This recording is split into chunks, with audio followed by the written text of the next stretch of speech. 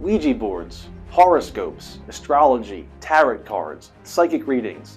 These are all fixtures in our culture of ways that we as humans can contact the spirit world. But how should Christians approach these things? Are they innocent entertainment, or is there serious caution in participating in these activities?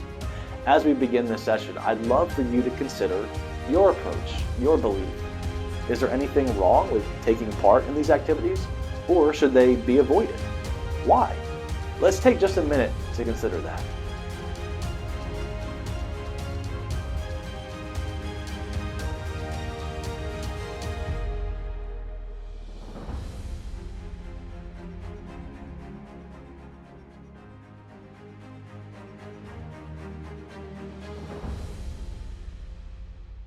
So these activities can all be summed up with the word divination.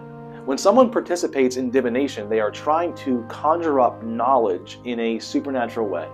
And the Bible makes it pretty clear God's stance on divination. Deuteronomy chapter 18, verse 10, it says this: "There shall not be found among you anyone who burns his son or his daughter as an offering, anyone who practices divination or tells fortunes or interprets omens, or a sorcerer." In the same breath, we read divination and child sacrifice. God's stance is very clear that this behavior should be avoided for those who are following Him. But there is a deeper question here. What spirits are being conjured up in these activities? The Bible does give us some pretty clear direction in who these spirits are. In Ephesians chapter 6, Paul challenges the Christian church to put on the armor of God, indicating that there is a battle taking place. But here's what he says about this battle in verse 12. "For we do not wrestle against flesh and blood, but against the rulers, against the authorities, against the cosmic powers over this present darkness, against the spiritual forces of evil in the heavenly places." So the summary here is on the real presence of evil in our world, in the reality of demons. Now, let's look at a few questions regarding demons. Where did demons come from? Demons are angels. We did a video on angels that you can watch by clicking the link above. But God didn't create evil, and certainly didn't create a numerous army of evil angels. So what happened? Well, at some point after angels were created, there was a rebellion in which one of the archangels, Satan, led a revolt against God. And in Revelation 12:4, we learn that about 1/3 of the created angels joined him and were cast out of heaven. And the Bible only mentions this one event of casting down, which means that angels might have experienced a period of time in which they were allowed to choose if they wanted to live for God or for themselves. And it's a little bit similar to the choice that Adam and Eve had. But when God describes His angels throughout the Bible, they are named holy, which is a term that's used to be free from sin. So there has to have been an obvious separation between holy angels and demonic angels. Well, so what do demons do? Well, just as God's angels do His will on earth, so do Satan's angels, or demons do his bidding, trying to deceive people from knowing and accepting God's truth.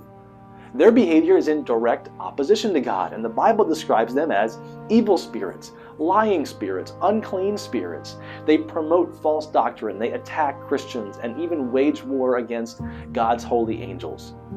But even though they are working with supernatural power, there is a limit to what they are allowed to do. Throughout Jesus' ministry, He rescued a lot of people from demonic attack, and it was clear that He and His disciples were able to execute power over the demons. And there's clear indication that the power the demons are allowed to execute must be in accordance with God's expectations. In Jude chapter 1 verse 6 it says, "And the angels who did not stay within their own position of authority, but left their proper dwelling, He has kept in eternal chains under gloomy darkness until the judgment of the great day." And there are speculations to what this event was, but there is nothing known with certainty. What is clear is that there was a time when a number of demons overstepped the boundaries that God had placed on them, and since then, they've been bound until they face final judgment. So last, let's consider demonic influence or demonic possession. It's scary to entertain the thought that perhaps we are being influenced or even possessed by an evil spirit. So let's define these two terms. Demon possession. We see this throughout Jesus' ministry. Demons have completely overtaken a person so that the person doesn't simply have any control of their body anymore. And while there is no indication of how someone arrives at this condition, most Christians have this belief that it's not possible for a follower of Christ to be possessed by a demon, because a true believer has been gifted God's Holy Spirit. 1 John 4:4 we read, "He who is in you is greater than he who is in the world." Nothing can overtake you when you have God's Spirit present in your life. But demonic influence is different. Demonic possession affects you from the inside out. Demonic influence is an external power. And really every one of us have the potential to be influenced by demonic powers. That's why, as we started in Ephesians 6, and why Paul tells the church that you need to put on God's armor. It's why Peter says in 1 Peter 5:8 that the devil prowls around like a roaring lion, seeking someone to devour. The reality of demonic influence is what should keep us from trying to manipulate the spirit world through these entertainment activities. They are not harmless. They have the potential to cause real destruction in our lives. We need to live as if we are in a constant and real battle, because there's no way to know when those lies or deceptions may come. We need to stand strong with the power of God's Spirit. Thanks for joining us this session. If you have additional questions, I'd love to hear them. Hopefully we can answer those in future videos. We'd love for you to subscribe to our channel so you can get notified when we post a new video. And if this was a blessing to you, we'd be really excited if you pass this along to someone else. Thanks so much for watching. We'll see you next time.